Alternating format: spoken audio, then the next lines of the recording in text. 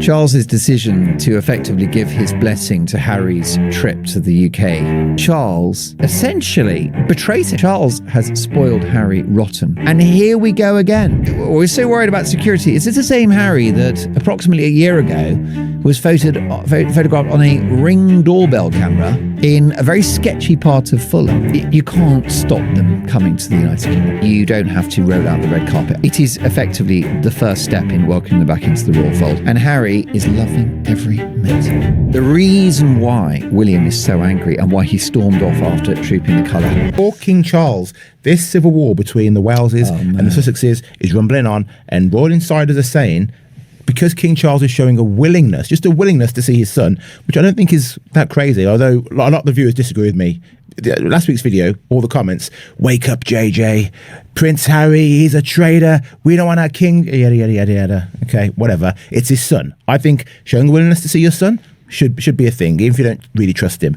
However, that willingness apparently has really irked William, and so much to the fact that tensions between William and Charles are now frosty. Let me ask you something. What do you call someone who has a falling out with his brother, a falling out with his father, a falling out with his staff, a falling out with the Archbishop of Canterbury, a falling out with a journalist who simply asked his sister-in-law if she was okay? And somehow, every single time, it's never their fault. You call them the common denominator. And that's exactly what we need to talk about today. Because another week has rolled around, and another story has dropped about William picking a fight with yet another person inside the House of Windsor. And I am not surprised, not even slightly, because if you've been paying attention, really paying attention, this was never about Harry. This was never about Meghan. This pattern goes back decades, and it's time we stop tiptoeing around it. Stay with me, because today we're going deep. We're going all the way in. Let's establish something clearly. William does not have a conflict problem. He has a control problem. There is a difference. A conflict problem means you keep ending up in messy situations. A control problem means you initiate those situations because you cannot tolerate people existing outside of your authority. And when you look at the full tapestry of William's behaviour, not just the headlines but the receipts, a control problem is exactly what we're looking at. Think about it. The physical altercation with Harry at Nottingham Cottage. That wasn't a heated debate that got out of hand. That was a man who couldn't stand being told no, so he escalated with his hands. The subsequent years of media briefings against his own brother, coordinated, strategic, relentless, were the acts of someone who, when he couldn't physically dominate, chose to use proxies to do the attacking for him. The tabloids, the royal reporters, the anonymous palace sources, all puppets, all dancing on a string. And now, here we are again. A new story, a new conflict, a new family member caught in the crossfire. And just like clockwork, the palace machine will try to soften it, minimize it, explain it away. But the people who have been watching, really watching, aren't fooled anymore. William is the common denominator. That's not a take. That's a conclusion drawn from years of consistent evidence. This is the part they really don't want you to think about, because it blows up a very convenient narrative. The convenient narrative is this. William was a perfectly reasonable, balanced man who was pushed to his limits by an unreasonable brother and a manipulative sister-in-law. And so everything he's done since, the briefings, the attacks, the alienation, has been a response, a reaction, justified even. But that narrative falls apart the moment you look at who William was before Meghan ever set foot in that family, before Harry ever started questioning things. People who followed the royal family closely through the 2000s will tell you that William's temper was not a secret. It was an open secret. His rage was a known quantity among staff, among courtiers, among the people who had to manage him daily. Diana herself, his own mother, had relationships with royal reporters that William despised, not because she was reckless with the institution, but because she was human and had her own voice. And William found that threatening. He was a child then, but the child becomes the man. And the man sitting in Kensington Palace today is the same temperament, just with more power and more plausible deniability. What we are seeing now is not a new William. It is the same William with fewer people willing to hold him accountable. Here's what makes this so dangerous. William's behaviour does not exist in a vacuum. It is actively enabled by a system that has decided at every single turn that managing his ego is more important than telling him the truth. Think about what has to happen for a future king to physically assault his younger brother and face zero professional consequences. Think about what has to happen for coordinated media briefings targeting a biracial woman, his own sister-in-law, to be allowed to run for years without a single public rebuke. Think about what has to happen for someone who reportedly contributes to the forced resignation of the Archbishop of Canterbury to face no public scrutiny whatsoever. What has to happen is that everyone around him has decided that the institution's stability is more important than basic accountability. And so the enablement continues. The media plays along, the palace stays quiet, the courtiers manage, and William gets the message he's always gotten, that there are no consequences for his behaviour, that his position protects him, that the rules that apply to everyone else simply do not apply to him. This is what absolute unaccountability looks like, and it is genuinely dangerous. Not just for the people closest to him, not just for Harry and Meghan, who have already paid the price of proximity to this man, but for the institution itself, which is building its future on a foundation of suppressed truth.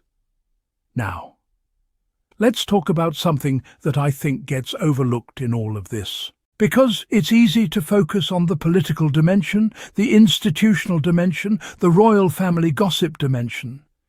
But there is a human dimension here that deserves serious attention. William's children are growing up watching this man operate. Let me be clear, I'm not going to speculate about those children's characters because they are children and they deserve to be left out of adult conversations about their parents. But I will say this, children learn from what they see. They learn about power by watching how power is exercised. They learn about conflict by watching how conflict is handled. They learn about accountability, or the absence of it, from the example set in front of them. And what example is currently being set in that household?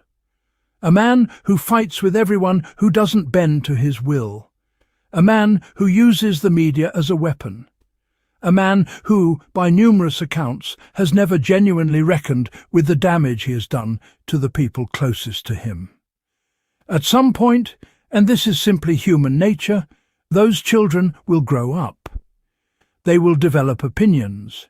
They will want to make their own choices. And if the pattern holds, the day one of those children does something William doesn't approve of, something he can't control, we will watch this exact story play out again. Different names, same pattern, same denominator. Here is something else worth sitting with for a moment. Because behind all of this noise about William's temper and William's grudges and William's inability to let things go, there is a bigger chess game happening. Harry's recent movements in the United Kingdom have been noted. They have been tracked. Reportedly, information about Harry's travel plans reached William through Charles's people, a detail that tells you something significant about the nature of the relationships at play inside that family. The idea that a father's staff would relay intelligence about one son's movements to another son is not the behavior of a family trying to heal. It is the behavior of a family running factions. And this matters because it reframes everything. The briefings against Harry and Meghan were never just personal. They were strategic. They were about controlling a narrative at a moment when Harry and Meghan represented something genuinely threatening to the established order. The possibility that you could leave, that you could thrive, that the institution's approval was not the only path to a meaningful life. Harry did leave. Harry is thriving. And the fury that generates inside those palace walls is not the fury of a hurt brother. It is the fury of a system confronting the limits of its own power. Because you cannot brief someone back into submission when they've already walked out of the door. You cannot media manage someone who is living their best life on another continent. And so the attacks keep coming, because stopping them would mean admitting that they were never going to work. Meanwhile, across the Atlantic, Harry and Meghan continue to build. The Invictus Games, Archewell, their work on digital safety and youth mental health, their genuine engagement with communities that actually need support, the warmth that surrounds them publicly, not performed warmth, not choreographed warmth, but the kind of warmth that comes from people who are actually happy and actually grounded. Contrast that with what we see from the British press on a given week. Another row inside the palace, another unexplained absence, another story about tension and conflict and simmering rage. Two very different energies, two very different ways of moving through the world. And the Sussex squad, you, the people who have been paying attention, have always known which side of that contrast was telling the real story. You've been right. The receipts have been right. The pattern has been right. The British tabloid press spent years telling you that Harry and Meghan were the chaos agents, that they were the ones creating dysfunction. And every single week a new story drops that makes that argument harder and harder to sustain. Because the chaos is not coming from Montecito. So where does this leave us? It leaves us, as always, with our eyes open, watching, documenting, refusing to accept the convenient narrative when the inconvenient truth is written plainly in the record. William is not a man who was provoked into bad behaviour.